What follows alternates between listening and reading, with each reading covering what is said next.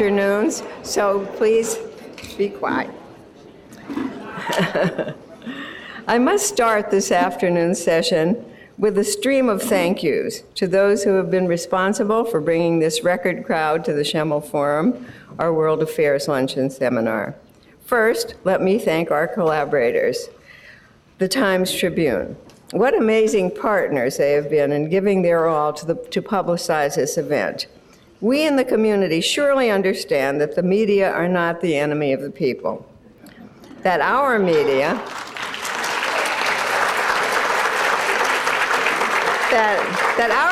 and in particular our newspaper, voted the best everyday paper in the Commonwealth, keeps us informed enough to know that today's subject is of great importance to all of us. Matt Haggerty, CEO of Times Shamrock Communications, please accept our thanks.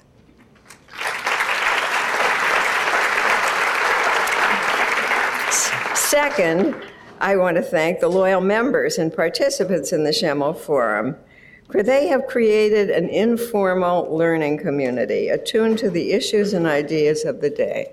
They deserve your applause.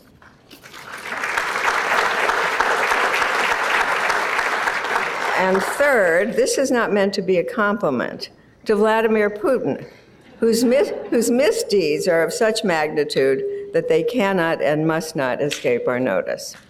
You don't need to clap. Fourth, and this is a surprise, I'm thanking Mayor Bill Courtright, who could not be with us today, but who has asked me to present to our esteemed speaker the key to the city of Scranton.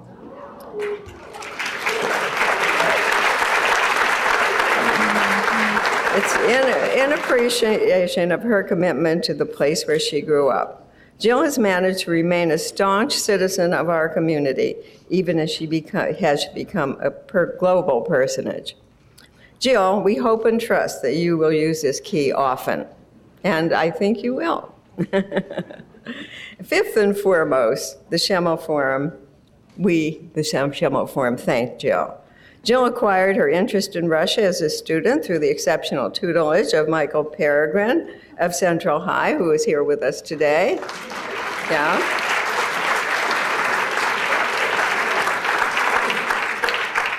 When Maury and I first met Bill, she was head of CNN in Moscow. Moving on to other leadership jobs with CNN, she was head of their Asia operation in Hong Kong, and then our own State Department, and many more. Jill retired, in a manner of speaking, only to increase her Russian knowledge in a master's program at Georgetown University. She's now a global fellow of the Woodrow Wilson Center for Scholars in Washington, continuing her life's work of delivering news and in-depth insights to the world on international affairs, and in particular on Russia. Please welcome her.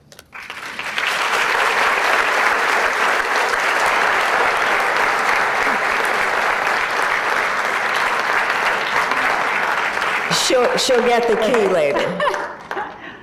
I'll get my microphone on. Oh, Sandra, thank you. I hope everybody can hear me as I put this microphone on. Sandra, I cannot thank you enough for your dedication to this community. I am thrilled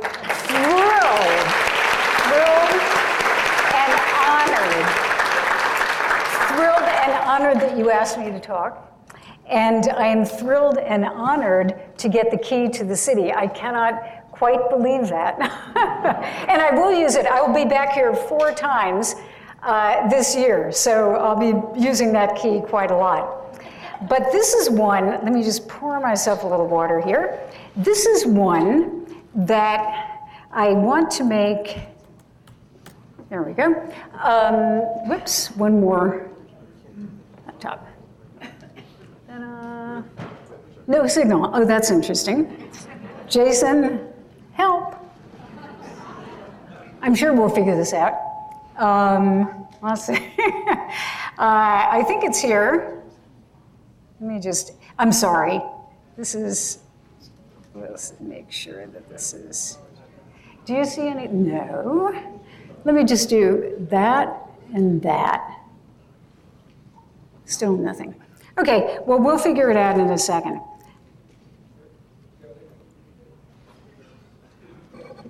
Okay, Jason, while I'm talking, maybe you can begin a little bit of our technical things. As I was saying, I wanted to keep this as informal and informative as possible because, you know, I'm amazed at the turnout.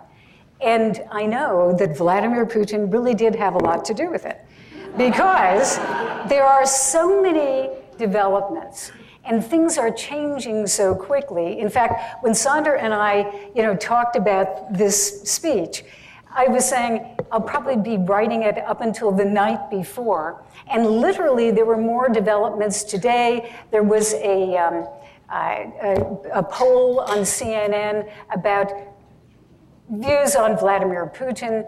And so there's a lot. There it is. Thank you very much. All right.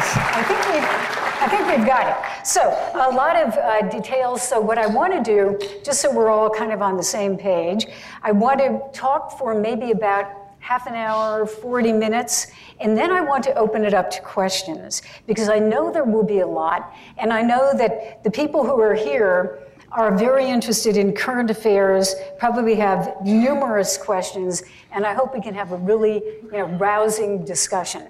So, I wanted to also remember one other person. That is my sister, Pam. I'm sorry for the quality of the pictures. They're not quite on the projector coming out, but my sister, Pam, my twin sister who studied Russian, is not here. Many of the people that I know, I think I'm probably related in some fashion to probably half of the people who are here. I'm convinced. I mean, Jim Brown and I wrestled and ran around when we were kids in Dunmore. So I know a lot of the secrets will not be revealed today, though. We'll talk about that. So that's Pam. And then this is a picture that I just took about a month ago. That is Michael Peregrine, my high school Russian teacher. And Michael Peregrine changed my life, and that is not an exaggeration, because getting that skill of having the Russian language gave me a career, and it's a career that has continued throughout my life. And even as Sandra mentioned, when I left CNN about 4 years ago, I guess, after 30 years with CNN, what I wanted to do was continue the study of Russian and to try to understand that country. And right now, turned out to be one of the best decisions, of course, I ever did. Perhaps not for the best reasons, because a lot of the news that we have about Russia is very negative. I hope today that I can fill in, you know, some of the blanks, that it's not unremittingly negative, that there are some things we should be doing with Russia, and certainly with the Russian people. So let me, you know, begin and to try to understand Vladimir Putin. I've been trying to understand him for a long time. That is St. Petersburg, where I spent a lot of my life. I will put one plug in for higher educational and other educational exchange. Right now, the United States government, the presidency, is considering a lot of cutbacks to education in both languages and the State Department. And I don't want to be political, but I will say that that would be extremely short-sighted. The reason Pam and I were able to study in Leningrad was because of the US government. There were programs to study critical foreign languages, and we were able to really, you know, have a career. And so many of the people that later on in my life I worked with or covered or whatever, people at the State Department, were people who benefited from education exchange, and programs like that. So I think we ought to keep them going. Another great shot of St. Petersburg, actually, it looks like Moscow, but one of the churches in St. Petersburg. And that is what I do for a living. I now, you know, talk about Mr. Vladimir Putin. That's what I do. I try to follow everything. I'll be going back to Moscow for actually almost all of June for CNN. Even though I left CNN, some people joke and they say it's like a cult. You never leave. And I kind of feel that way because I'm going back and I'm really thrilled that I am for about the entire month of June. And who knows what developments will happen. But to me, it's the only way to really understand what's going on. So Vladimir Putin, if you look at just the last few months, even weeks, there has been a dizzying series of experiences. There are his eyes. We will try to peer into. These are photographs, by the way, except for a couple that I've taken over the years. This is one that I took at a news conference, in fact. So, if you look at all these dizzying events connected with Russia, I would look at Syria, the chemical weapons attack recently, the United States hitting with an airstrike that Syrian base, and of course, a base where Russian forces were deployed.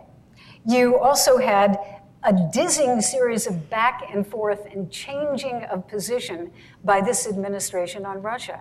When you go back, I was at a news conference back, in fact, this is a picture from it, about, I guess it was 2015, the end of 2015. And that is a news conference where Vladimir Putin was asked about Donald Trump, who at that point was just a candidate. What do you think about him? And that is where he said he was bright, if you remember that phrase. Bright, using a Russian word Mr. Pergam knows well, yarky. Yarky means bright, flashy, like lights. It doesn't mean smart. So, no, I'm not, seriously. But that was misinterpreted in a variety of ways, sometimes deliberately. But I think what it did was one of the first indications that the Kremlin somehow liked Donald Trump. And so there was great hope. You had really a love fest with Donald Trump. And now look at it. You have Nikki Haley, our UN ambassador, making amazing statements. I mean, I'm looking at some of the quotes. "We cannot trust Russia. We should never trust Russia," from Nikki Haley. Donald Trump talking about NATO as obsolete not so long ago, and now NATO is okay because, quote, they're fighting terrorism, which they had been before he became president. You had the Syrian chemical weapons attack, which I just mentioned, which has led to, it was almost like a blow to the head of Vladimir Putin, because all of a sudden, the person that he had been praising and had great hope for, which is more precise, that he had great hopes for that relationship, was carrying out air attacks against the country with which Russia is an ally. So there has been a lot of surprise. And so if you are confused by a lot of these switches, the Kremlin perhaps is even more so. I've been in the past month at 4 different conferences, most of them on Russia in Washington. And I can tell you that at every single conference, there were Russians.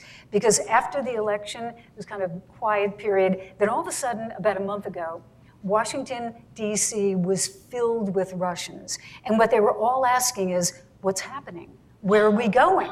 Where is the relationship? And in a very serious way, they had no idea where the administration was headed after a period, as I said, of great expectations. And then the Americans who were at these meetings and conferences, we were all saying, we don't know either. And I think at this point, we really don't know. I mean, I believe, and I'll be interested in what you believe, but I don't think that there is a consistent, worked out policy on Russia by this administration. But one thing that they did come up with, and that was a conclusion by everybody, Americans, thinking Americans, and the Russians, who were at those conferences. And that was that the administration does not really have a policy, but Vladimir Putin does. This is one of my favorites, by the way. This is, I want to go back in this period. And if you look, the way to understand, I think, some of this with Russia, is to go back to the election campaign. This is Vladimir Putin, of course, on the left. He is a judo champion, so he is giving a big blow to Barack Obama. You probably remember him on the right-hand side. And this is our answer to the sanctions of the United States. So there was, at that point, put yourself back around the time of the election campaign, the United States had imposed sanctions because of Russia's invasion of Ukraine and annexation of Crimea.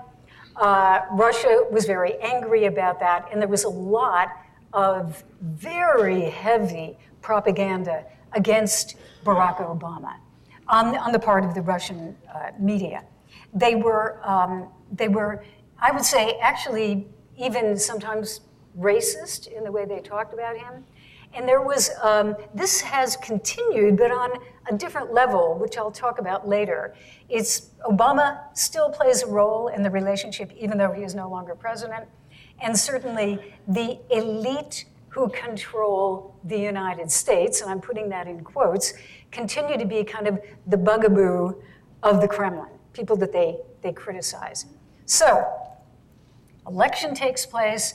The Russians at that point had, right during the end of the campaign, we can talk about this later, but there was definitely interference in our election campaign. The Russians did not want Hillary Clinton to be elected.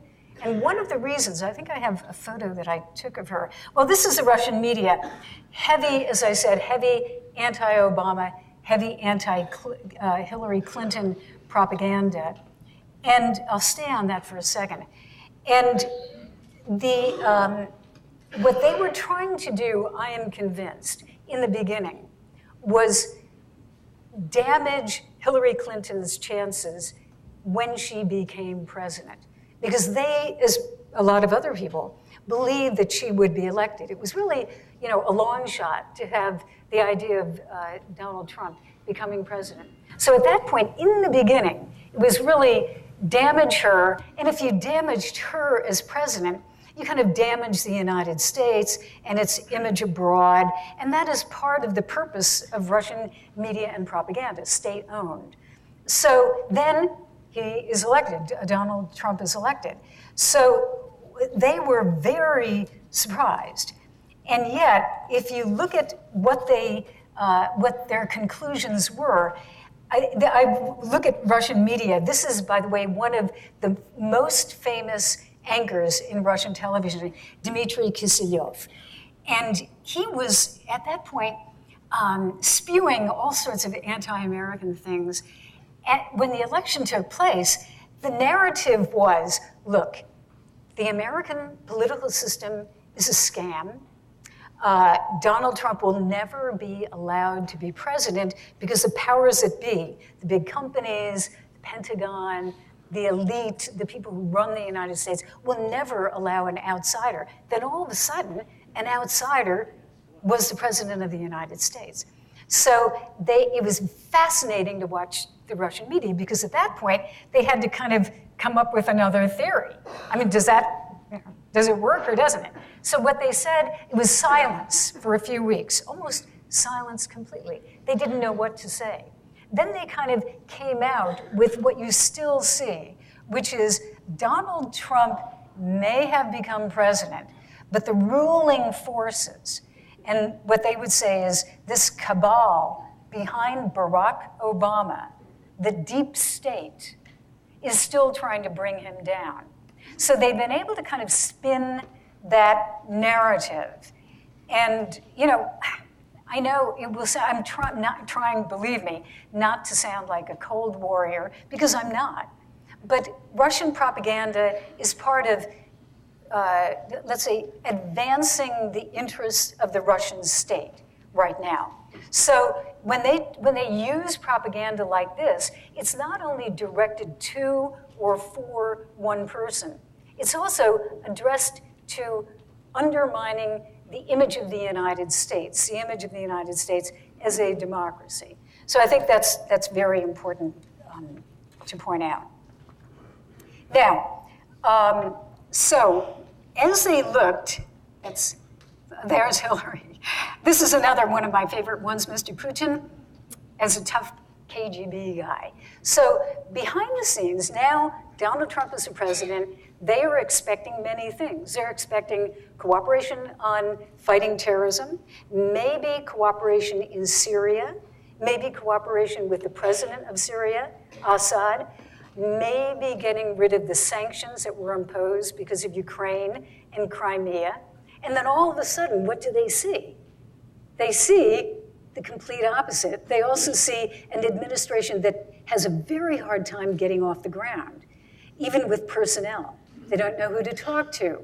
They hear contradictory things coming from now McMaster, the General McMaster, who is the National Security Advisor. They hear different things, as I mentioned, from Nikki Haley. They hear contradictory things coming from the president and some of his other officials. So right now, what they are doing is they are waiting. They are not quite sure what to predict about where we are headed. And I would argue, and this, again, would be a good thing to talk about maybe in the question, I would argue that it is more dangerous now in terms of the unpredictability with Russia than possibly during the Cold War.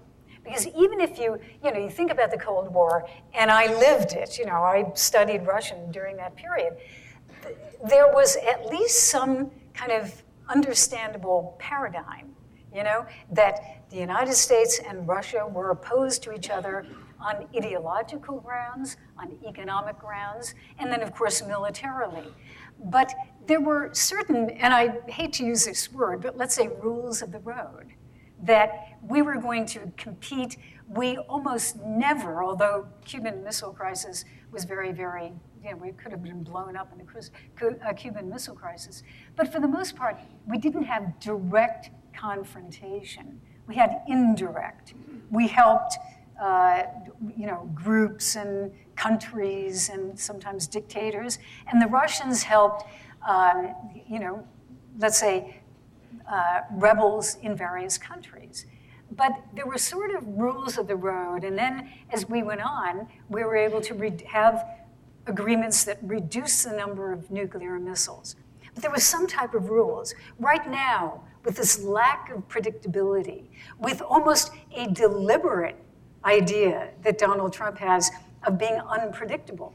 Vladimir Putin was, not so long ago, the unpredictable one. Now Donald Trump is. So this, I would argue, is very destabilizing.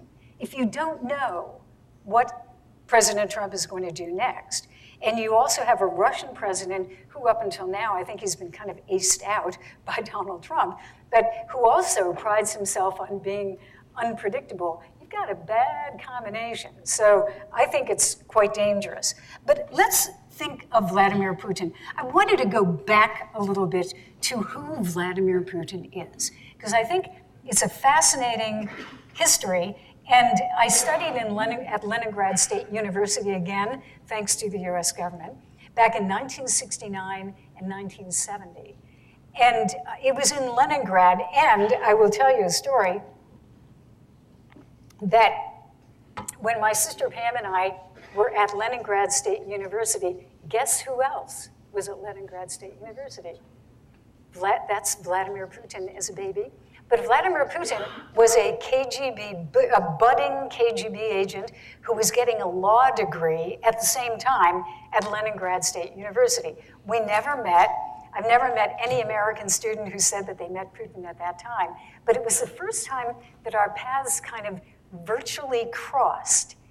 And of course, my life has been taken up with Vladimir Putin for many years. In fact, later I'll tell you the story about how Vladimir Putin kissed me.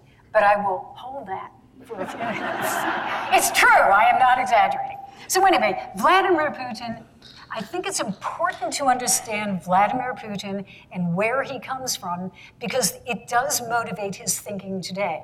He was born after the war. He's 1952, so he was born after the war in St. Petersburg. There he is as a young man, which at that point was Leningrad. And for anyone here who knows their World War II history, Leningrad suffered a horrible, horrible blockade. at the end, actually 1941, 42, by the Nazis. The city was completely surrounded and people were starved to death. And Vladimir Putin and his family, I think I have some photos of that period. This is where he grew up. This is kind of a very modest part of town. He grew up in an apartment, a communal apartment, right down kind of an alley here, that where he actually says that he beat off rats with a stick. He did not have a privileged background. And he was kind of a tough guy. He's not very tall. And I think that played into why he learned judo. And also his kind of chip on the shoulder, you know, the way Vladimir Putin kind of walks is kind of like this. You know, he's got a little swagger to him. And I think it comes from that period because he was beaten up on the streets of Leningrad a lot. So he learned to defend himself. And there's his apartment kind of up in this complex. And so during the war, right before he was born, his parents had gone through the war. His mother stayed in Leningrad. She almost died of starvation.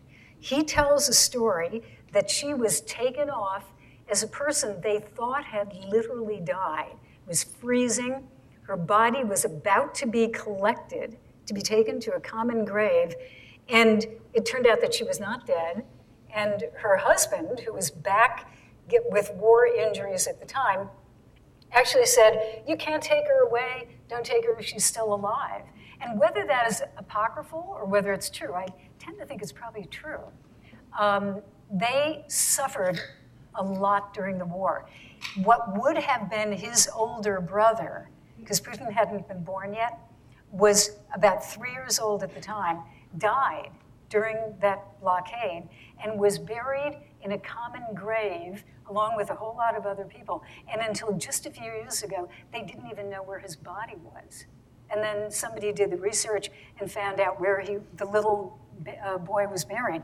So this is something that Putin doesn't forget. It was a very, very difficult time. He didn't go through it himself, but he certainly remembers. And one thing you can say about Putin, whether you agree with him, think he's a monster, whatever you think, he is out to defend Russia's interests.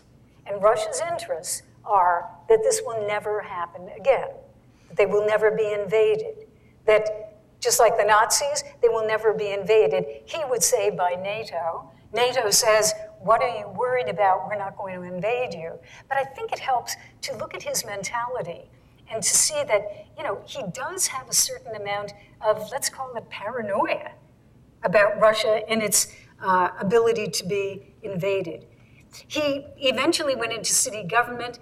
He had a lot of, he became a KGB agent, went to Germany, the wall falls down, you know, the wall is in Germany, comes down, he comes back, and he works at Leningrad State University and then goes with the local government.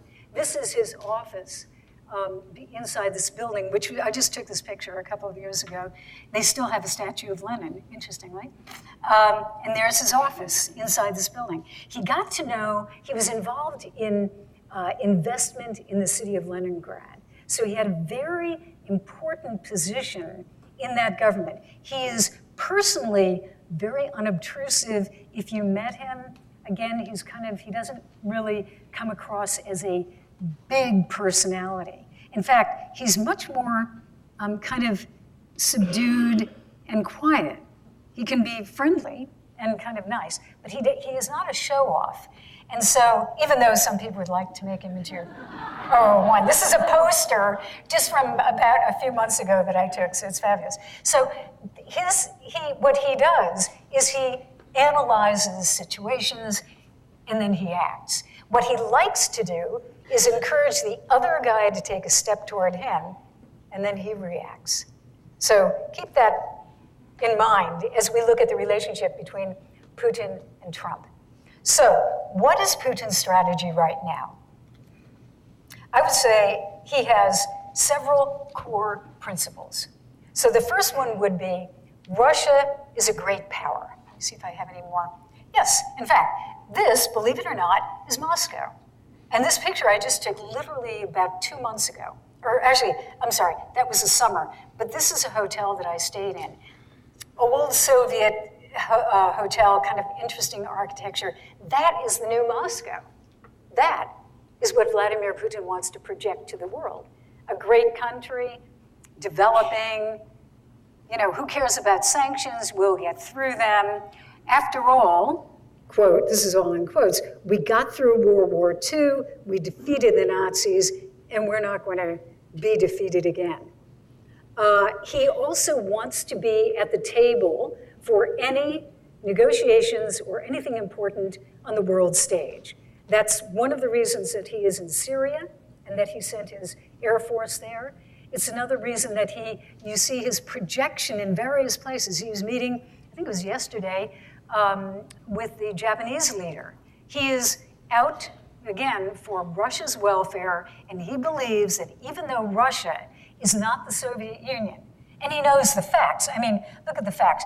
The population of Russia is 146, roughly, million people. The United States population is about 319. So more than double. He knows the GDP. Our GDP is 18 times larger. He also knows the military budget. The Russian budget is 66 billion, roughly. Ours is 600 billion, and now Trump wants to have 54 billion more. So the numbers, if you just look at it, there's no way, at least according to military experts, that Putin could ever defeat NATO. No way. Putin knows this, but there are other ways to project power than military. When you see, for example, a Russian ship steaming towards Syria or toward the Mediterranean, that's an ad. That's not only military. It's not only military stuff. It's a big PR campaign because it shows, yes, Russia is on the stage. It is projecting its military power, even if that ship is out of date and belching smoke, etc. He is using military and a lot of other things, including propaganda, to push the image of Russia and the idea that it is an important country in the world. So now, what do you do when Vladimir Putin encounters Donald Trump? As I said, they have stopped a lot of the reaction or the idea that they can really respond to this White House because they don't know where the White House is going. So what they're doing is, if you look at Russian media, and I watch them all the time, it's really, and for some of the people, I see some younger people, some of the students probably, who are here, you can go on, anybody can go on the web, and you can watch the Russian media. All you have to do is look at some of the Russian language media or not, even like RT, which is their international broadcasting arm. But you can watch these things on the web, and you can see these shows. The man that I showed, Dmitry Kiselyov, you can watch his show. Even if you don't understand it in Russian, you can see how he very skillfully talks to a TV audience. So what they're doing is they're standing back, they're making positive noises, about the Trump administration, still holding out some hope that the relationship will improve and that they can do something. But right now, you see more and more criticism and even mocking of Trump coming into the Russian media. I myself was quite surprised. There have been, today there were some other things. They have, on one of the websites, they have an evaluation of the first 100 days of Trump. And they actually go into healthcare. It's very detailed. But the title of it is The President Who Promises a Lot.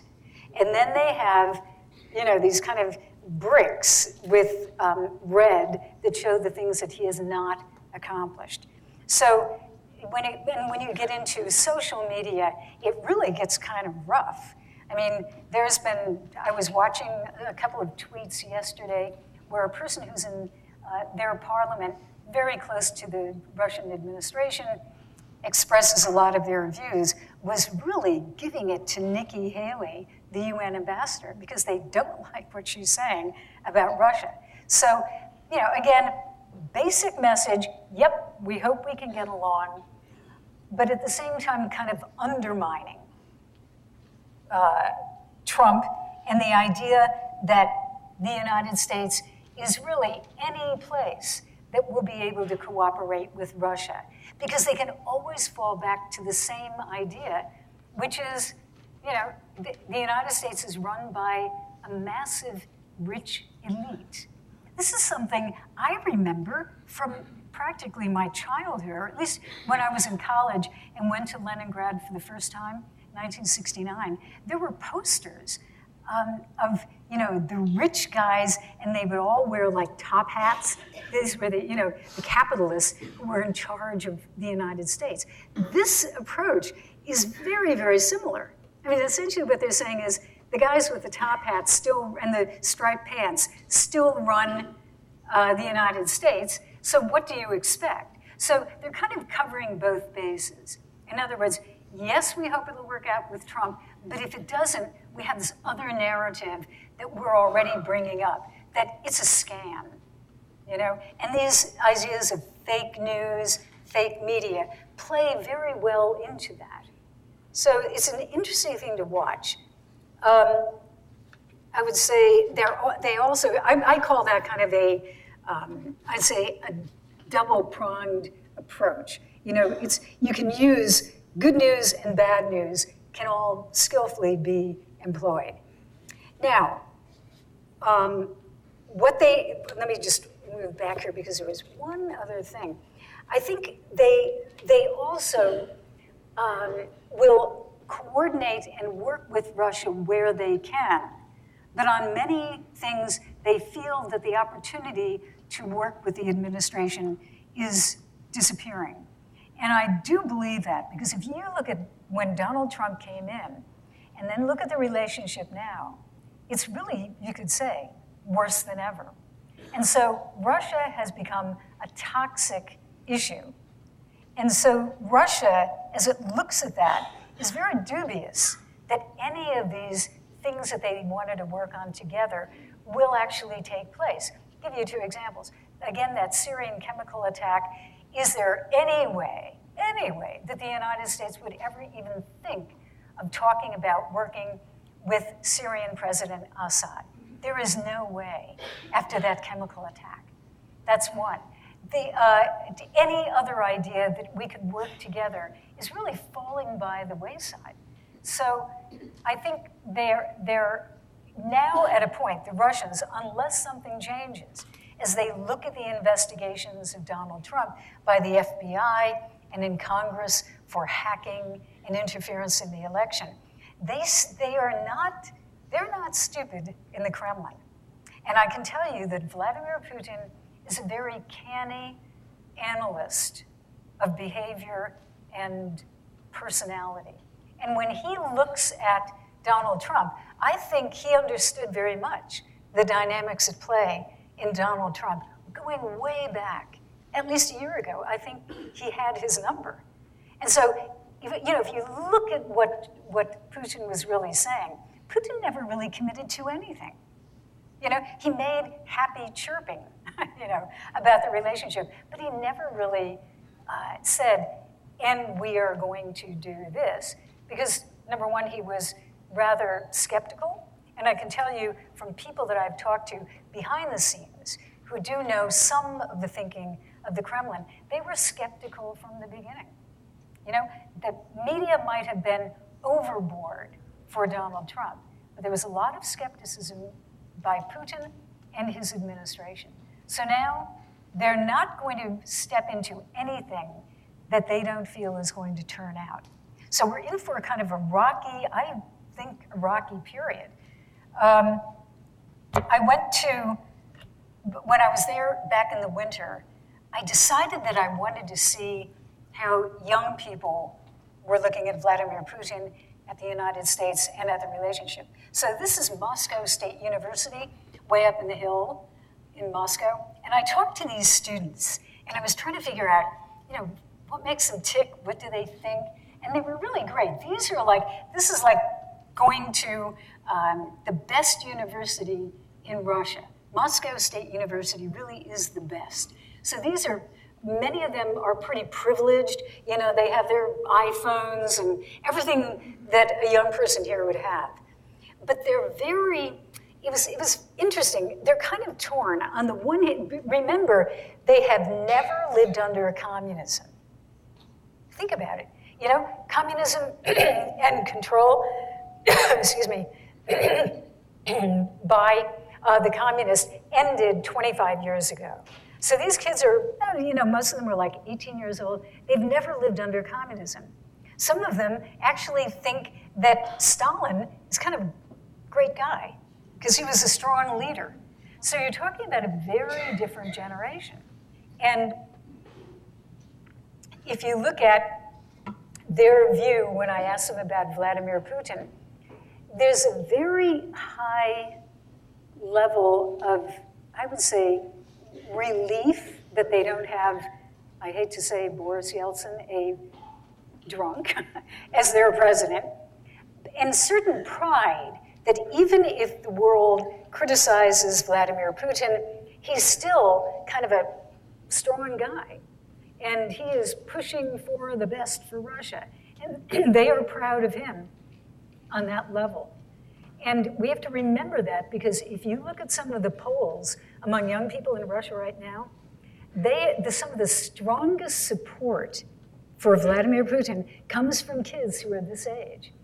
There are kids who did not go through communism, as I said, so they don't remember the bad old days. Maybe their grandparents, tell them stories, but they didn't experience it. They didn't experience their family being yanked out in the middle of the night and sent off to Siberia. They just don't. So it doesn't resonate the way it would today. They look at Russia, they look at maybe the Soviet Union that they've read about, which was a big, powerful, influential country, and now Russia is back on the world stage. There's, in Russia, there's kind of a phrase, and I've heard this from people. They say, maybe they don't love us, but they fear us. And that's a compliment. That is a compliment. That's how a lot of Russians look at it. The world may not look at us because they know the United States has much better, let's call them ratings in the world than Russia does. The image of Russia is not very positive. But on the other hand, if the world fears Russia, again, this is in quotes, that's good, according to the way they look at it. And then they also have some hope. Putin, the reason that Putin still enjoys some, and certainly at the beginning, enjoyed high ratings. And his ratings they're usually like 82 to 85% approval ratings, if you can imagine that. Now, skim off, let's say even 5 to 10%, just because maybe the ratings are not really reflective of exactly what people feel. But you're talking about ratings that an American president would give his right arm for. So Putin's a really popular guy. But I think even though they realize that things are a little bleak right now, the economy is suffering because of the sanctions, they live a lot better than Russians have ever lived before. These young people can travel abroad. They, as I said, have everything that modern young people have today. So their hopes are pretty high for what Vladimir Putin's going to do. This is a picture. I was mentioning some people think that Stalin is kind of a cool guy who, pushed forward for the country, kind of forget about the fact that he killed millions. But here's a thing in St. Petersburg. It's called the Soviet Cafe. And there's actually a lot of nostalgia for Soviet things. You see the hammer and sickle. You see, as I said, Stalin. You see things like retro, Soviet Cafe. It's strange because, and here you have, and this is crazy, that is, if you know the symbol, of course, Starbucks coffee. Starbucks coffee. This is the Starbucks right on a main drag. along with the picture of the famous Soviet general. So you've got this strange, two worlds colliding, which to us sound kind of contrary and, counterintuitive. But for a lot of Russians, they're able to hold those ideas in their minds. Like, this general actually saved Russia. And Starbucks is American, but yeah, we're kind of citizens of the world right now, so we can enjoy coffee too. It's strange, but that's the way it is. So a lot of the, let's say, understanding that they have about the world and the criticism of the United States, and especially when you get into social media, is kind of this big, confusing maelstrom of information that goes around the world, which, I'll give you an example. Let's say America, some Russians would think America is the bull in the china shop. America goes around telling the world what to do. America thinks it's great, but all it does is upset countries. Look at the Middle East. Look what the United States did. Okay? On the other hand, there's Starbucks. So people are, positive and negative at the same time. And we've talked about fake news. The fake news that goes around about, let's say, the administration or Hillary Clinton or the elite control of the United States is not like the old days when I worked with the Voice of America, and it was pretty clear. The Soviets were broadcasting one thing, we were broadcasting another. Right now, it's much more organic. It's much less defined. And a lot of these young people that I was showing actually believe that it's all a lie. This is a danger. A lot of them believe, and I've talked with young people in other post-Soviet countries, a lot of them feel that, maybe our Russian media lie, but so do the Americans. I mean, here are some of these young people. And these are the people who are going to be running that country. We have to understand them. And what they think is that basically everybody lies. There is no truth. There's no objective truth. Countries lie. Of course they do. United States, the West, etc. It's this nihilism, this doubt in that democracy even really is a functioning concept. Sandra and I have talked about this many times. The doubt in anything that you can really hold as true, to me, is very scary. Because it was so easy in the old days to say, yeah, communism is a bad system and it doesn't work economically.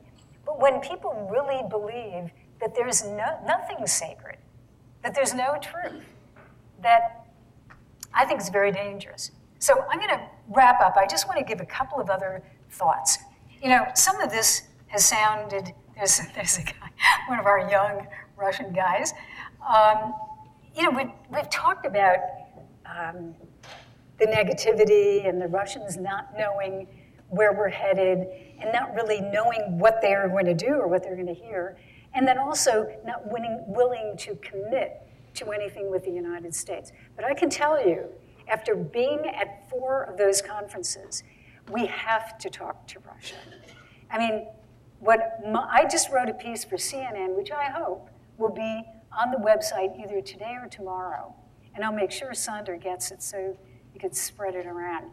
It's on the fact that we have to talk with Russia, and we cannot yell and criticize and demean Putin. It is very easy, as Obama said. Obama called him, he's like the kid in the back of the classroom, slouching in the back of the classroom. Well, no.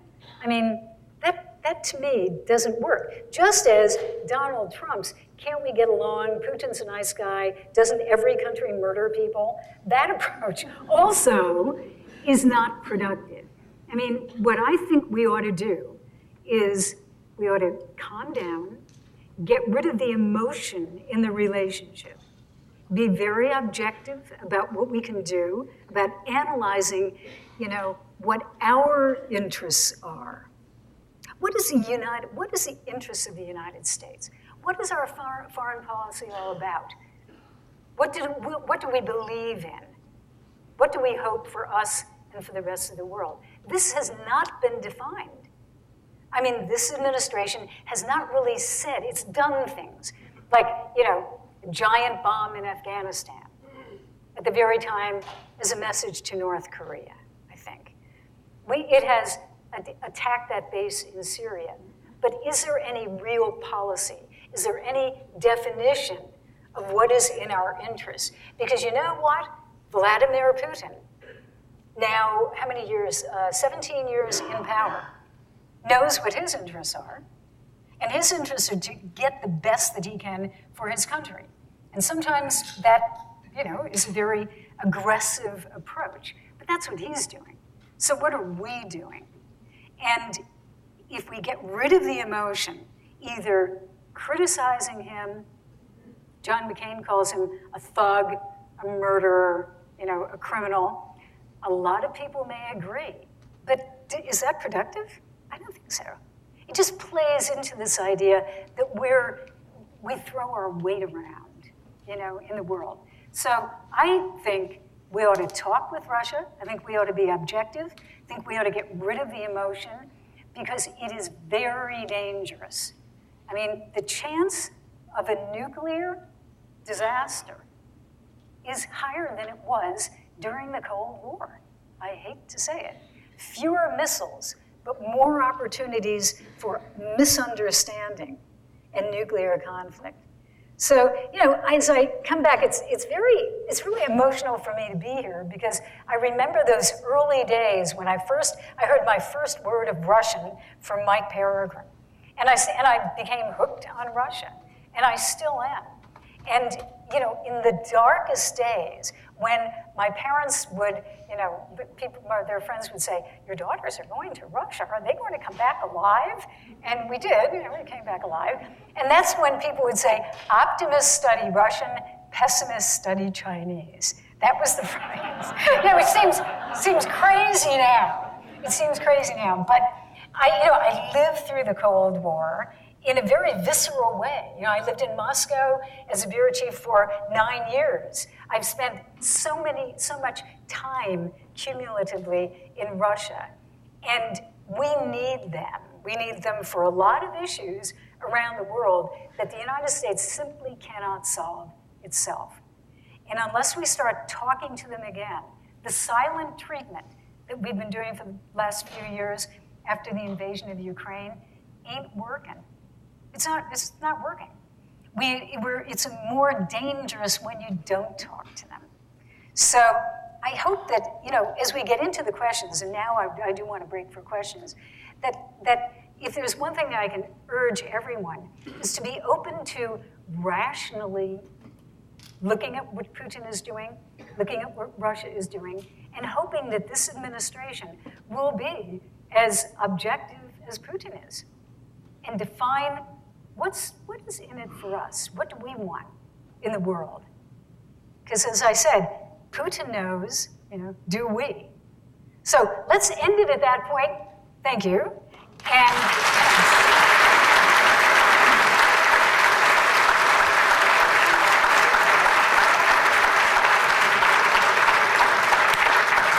so I think we have about a half an hour. There's a microphone. Is it one, Emily, or one mic? One, okay, so we'll pass the microphone around so everybody can hear the question, and let's open it up to the floor, and I hope I know there'll be some good questions. Yes, sir, right in the front there, okay.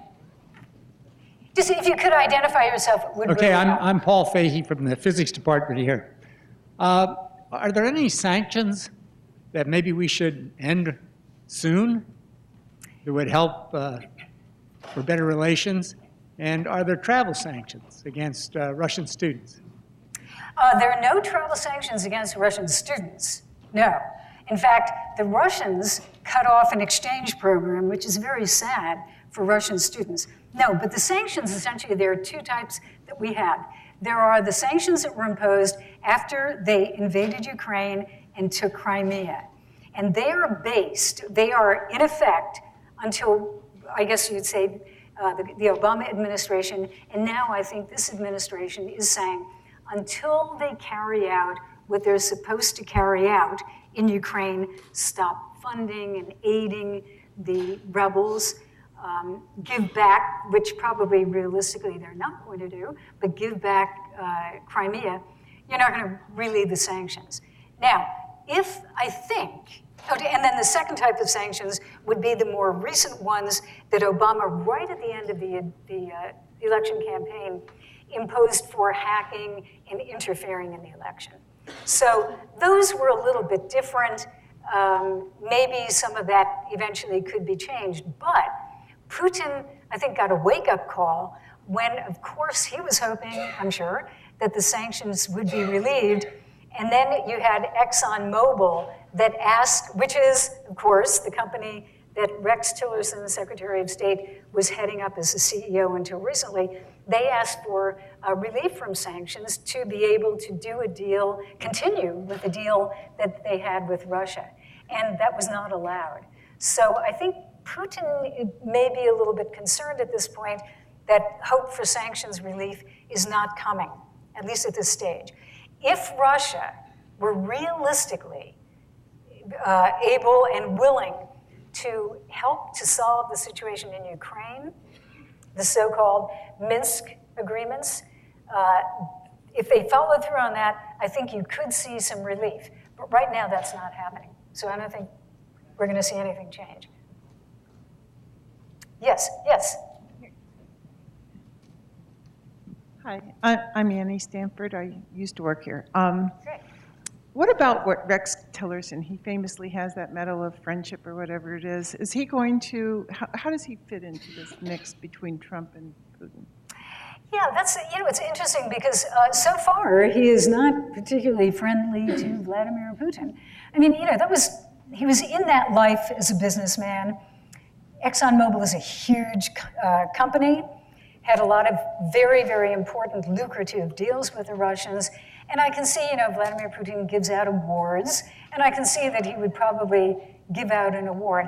I personally am not reading a lot into that. I think it was kind of, and I may be naive, but I think it was basically to, honor a guy who's bringing a lot of investment into Russia. I don't for a moment think that Vladimir Putin is swayed by friendship with Rex Tillerson.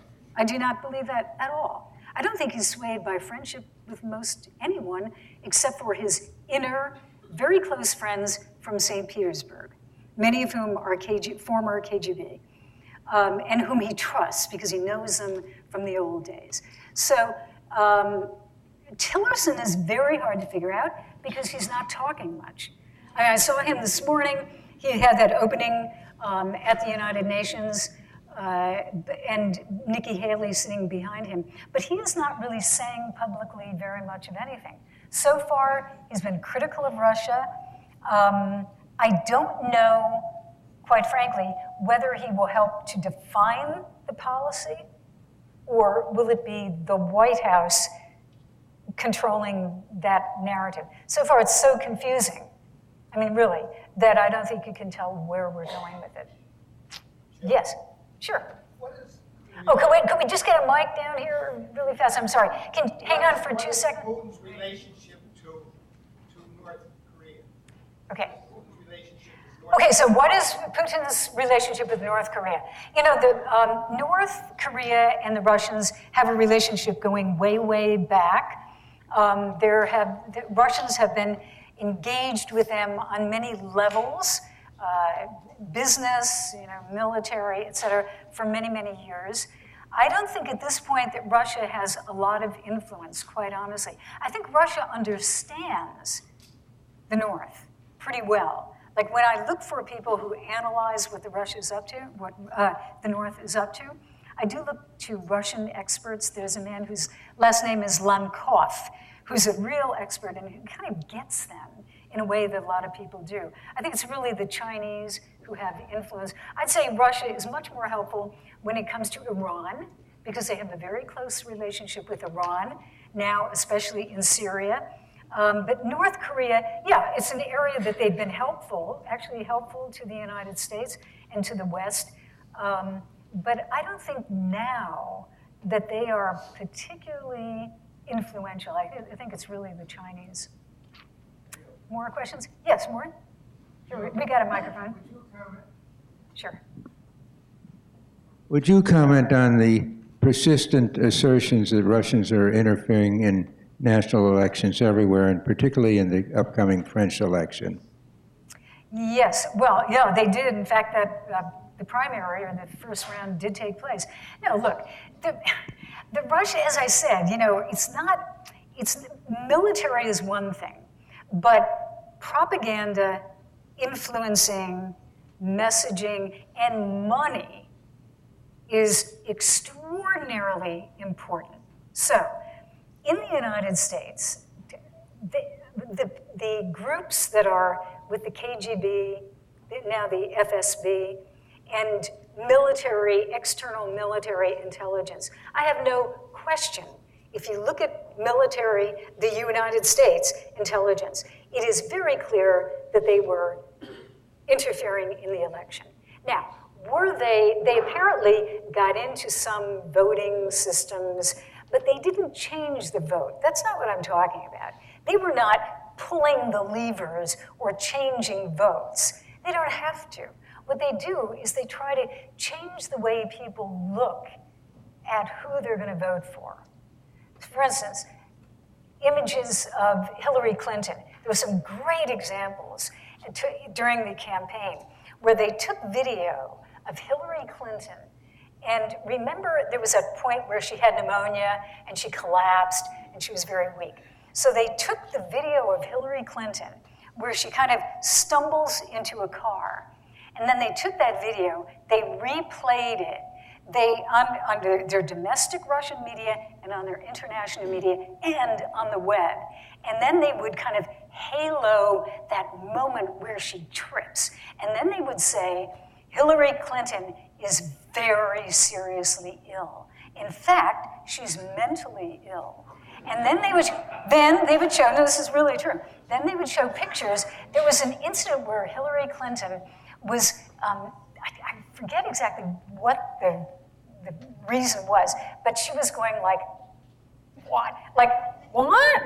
Kind of like it's kind of a weird gesture. Russian media, some of them, took that picture of her where she looks a little deranged, but wouldn't we all if we went like that? So they'd take that picture, then they would say, she's losing her marbles. And they would replay that picture. And then, of course, she's stumbling, and then she's going to die. So why would you? And remember, there was that story that was circulating on American social media. And it's ridiculous to say American social media because it's all one world. This stuff is banging around the internet. So, pictures of Hillary, oh, she's nuts, oh, she's going to die, were banging around. And then there were other things, let's say, of a more positive nature for Donald Trump. Now, then you can get, chapter 2. The hacking of the DNC then becomes part of the narrative and is released by WikiLeaks.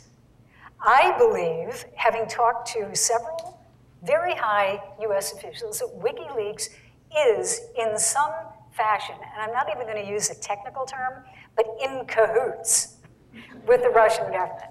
WikiLeaks, the timing of the releases from the DNC was too coincidental. So this is the type of thing that they were doing. Then you take the French election, and other elections, German elections will be coming. They use many of the same techniques, which is they demean, question, criticize, and raise embarrassing, sometimes fake, false charges against the person that they don't want in office. They praise the person that they do, like Marine Le Pen, whose party got a loan from a Russia-affiliated bank with the Kremlin, a Kremlin-affiliated bank. Their party got a loan. The Russians obviously thought that Marine Le Pen would be just a fine candidate because she's very supportive of Vladimir Putin. So they did everything to help her and hurt Mr. Macron, who is, the opposition to her. How this will turn out, we don't know, but they use many of the same techniques. So, in the old days, the Soviets did things that were very primitive because social media and the internet didn't exist. But much of it is the same. Just, demean and weaken your opposition. Sandra. It's hard for us to develop a great affection for, though you've spent a lot of time there, and we can understand that you have perhaps more affection than most. When we see the evidence of Crimea, we see the evidence of the cybercrime, we see the evidence of the interferences, and also, I would say, of an idea that, if Crimea being one example, that they're trying to develop a new caliphate. How do we handle those things expeditiously?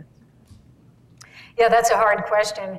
How do you handle them? I think, I get back to what are our principles?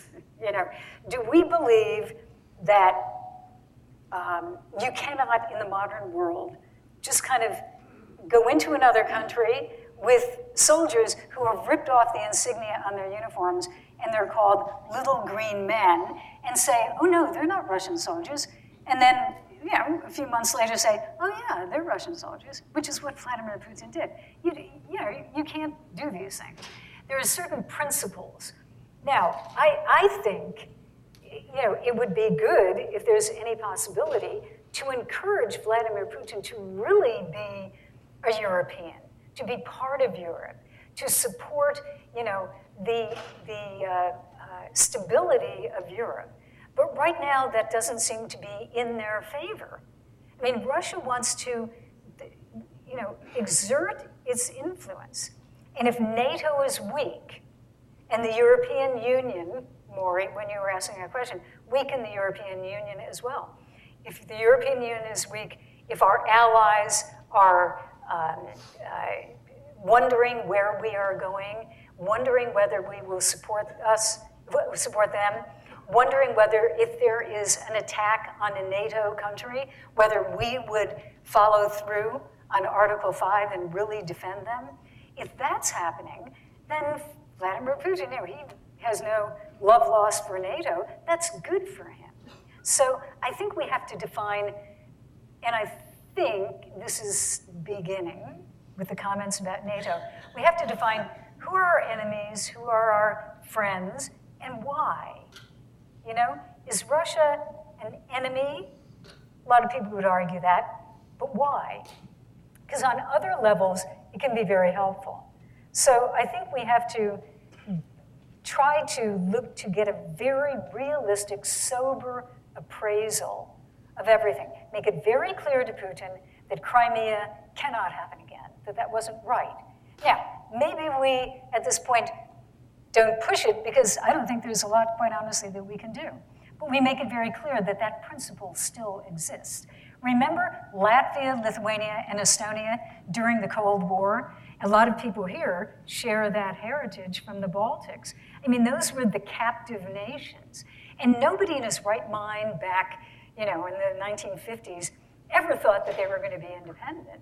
And yet, they eventually did become independent. So holding to those principles, I go to Estonia a lot. I was just in the Baltics. I'm going there in May. I mean, they're really, progressing. Those are really great countries. And who would have thunk at that point? So we have to define what our values are, stick to them, make that clear to Putin, and then from that position of inner strength, talk to him. Yeah, more questions. Let's try one of those. Is it a student or just a young man?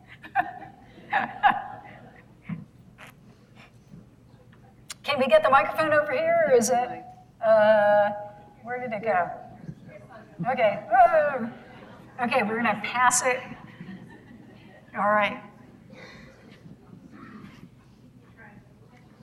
Jack Kelly, Scranton High School.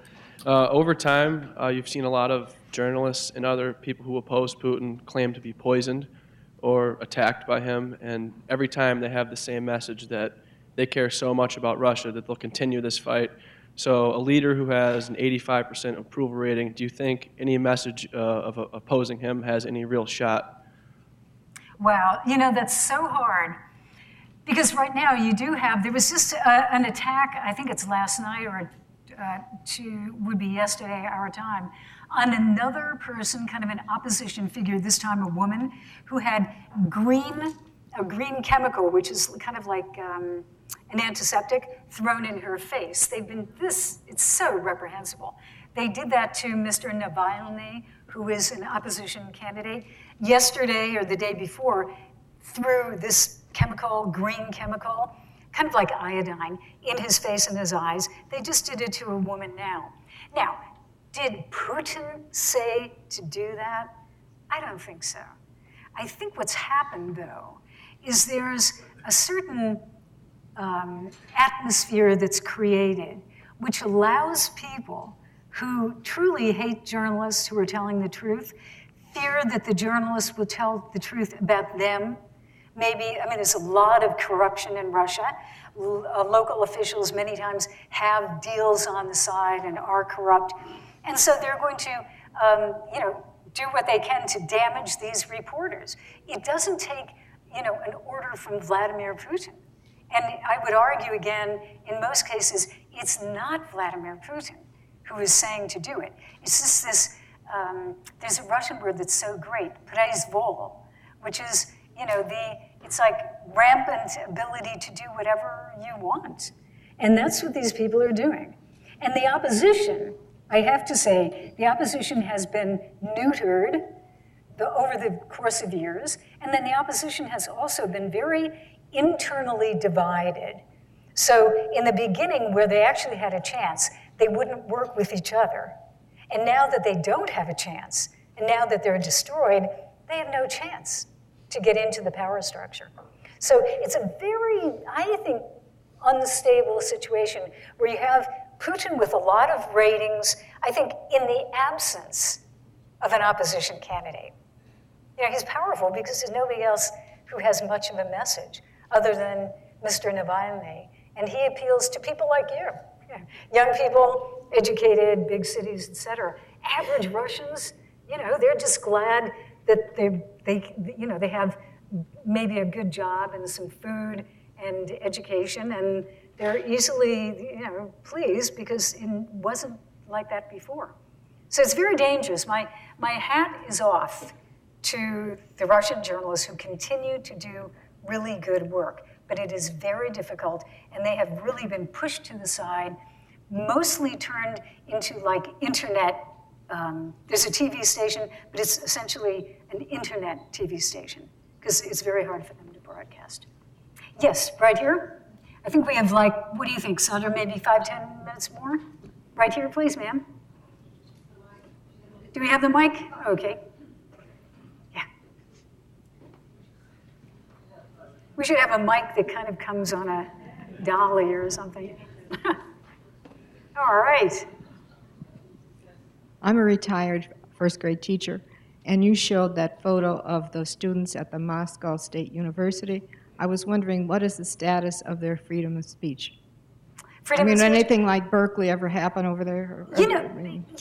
Honestly, when I'm in Moscow, I will tell you, you have the web, you have the internet, you can go onto almost any website that you want. TV is very controlled by the government, but they're on the web, you can pretty much get any information that you want. They can travel. They can go to Western Europe. They can come to the United States. It's not like the old Soviet days. But what I was saying about undermining belief in democracy, Western style or American style democracy, that's what's damaging. So they might come, let's say they come to the United States. They look at our TV channels and they say, oh, well, you've got these channels and there's Fox and there's CNN and there's CNBC and MSNBC and everything. And a lot of them will probably say, oh yeah, we have that at home. We have a big debate. There are all these shows on Russian TV, people yelling at each other and saying, oh, I don't believe it, and big debates, and everybody's yelling and you can't hear anything, kind of like some of our shows on TV. But it's all basically the same position with a little bit, a certain degree left or right. It's faux democracy. And that is what Putin has done. He has created political parties that look like the Communist Party, that look like a liberal party, but they're not. They're really kind of supporting the Kremlin. So I call it faux democracy, but it is not like the old days. These young people have access to pretty much everything.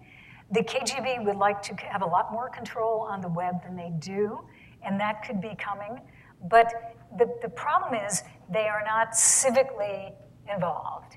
Like, you are all part of civil society because you came out. There's no, like, Sandra is not a government organ telling you to come here and listen to my talk. This is all citizen democracy. This is civil society because you are interested in what's going on. So you come and you listen.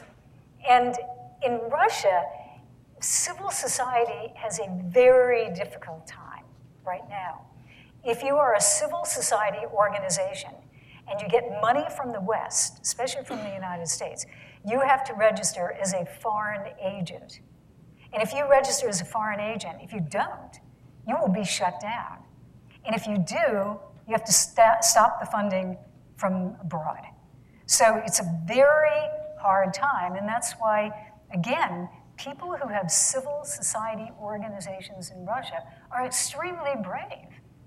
I think that is the key to it all. Sandra and I have had millions of conversations about civil society. Yes, let's have one more question, and then we're going to have to wrap it up. Two more? Okay, all right. Well, let's have the gentleman, and then I just want to get one other person in the back to kind of spread it around, okay? Yes, sir. Vince Narconis, a Vietnam veteran. And my question is, what are the stumbling blocks that are now in place to prevent the United States and between Russia so they can become better unification? And also, do you think our new president will at one time or another actually become a president that the people are looking for and not running around in circles and saying one thing and meaning another thing and denying what he's been saying? Okay, I'm not going to answer the second question no, seriously. I mean, it's useless. I don't want to even get into it because I have no idea how he's going to turn out. I really don't. And probably you don't either. And this is something that we're all, I think, paying almost too much attention to, so let's forget that. But I'm sorry, with respect.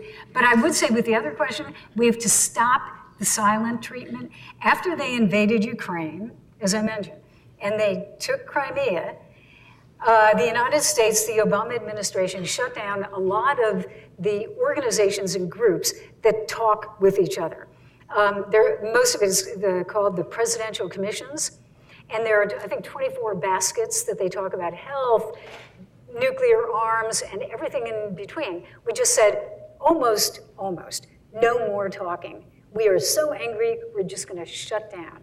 And that right now, I think, has turned out to be very bad. We have to talk to them. I think on any level, we just have to start the communication. And I think the first thing we have to talk about is trying to get a nuclear arms control agreement. There is one left. There is one, which is called the New START agreement that is going to elapse in 2021. After that, we don't have any arms control with Russia. Can you imagine? So we have to get that, I think, maybe even just extended for 5 years or something, and try to work on other forms of arms control, which to me is crucial. And then I think we need communication on the personal level with people-to-people exchange, et cetera. I think it sounds, sometimes people say, oh, it's soft. What's so important about talking with people? A lot. I mean, my life was changed by going to Russia and meeting individual Russian people. And these exchanges and foreign language study are crucial. So we cannot cut that. Okay, one last question. It's the man right in the back. Is it possible? He's had his hand up for quite some time here, too. Can we do 2 more, Sandra? I'll talk fast. Okay, all right. Someone earlier, Brody McGrath, Scranton High School. Someone earlier mentioned the French elections. And Putin pretty clearly would want Marine Le Pen elected because if she is elected, France will most likely withdraw from the EU. How much do you think Russia and Putin influenced this move in Europe toward populism and extreme nationalism that we saw in the Dutch elections with Geert Wilders and all that? How much do you think that has to do with him influencing what the people are seeing? And would you comment on that? Yeah, I think populism goes way beyond Vladimir Putin. I think he's exploiting that, but I think populism, you could obviously write a book about it, but I think populism is very tied to what happened with the world economy. We had the economic crisis, and now we have robots and a completely new economy looming with less or fewer people employed. And then the resulting feeling that our institutions are not carrying out or not helping people. And real doubt in the power of government to improve our lives. And this is around the world. It's all over the place. So I think Vladimir Putin looks at that. And don't forget migration because of Syria. Huge numbers of migrants into Europe. And this feeling that, this will play obviously in Germany, in the German elections, these migrants. So you have a lot of factors at play. But I think Vladimir Putin is exploiting that, exploiting the worry about migrants, and exploiting the feeling that people have lost trust in their governments, and he's using it. Yeah. So it's a lot of different factors. I wouldn't just blame it on him, though. Okay, final question. Yes, sir. Thank you very much for a great talk. My name is Raj, and I'm a local physician here. Do you believe Putin is the most powerful person in the world? Why or why not? You know why? That I know you're referring probably to a CNN show that had that title. Yeah. No, I don't think he's the most powerful person in the world. Look at his economy. Let's get real. Putin's economy is pretty minuscule, and he has problems because of the sanctions. His military is nothing compared. It's major. It's nothing compared to NATO. It just isn't. You have. He certainly has nuclear weapons. So he is, because of that, an existential threat in a technical sense to the United States. Does he want to blow up the United States? No. Why would he want to blow up the United States? Because we will blow him up and the world ends. So I don't think he has any vested interest.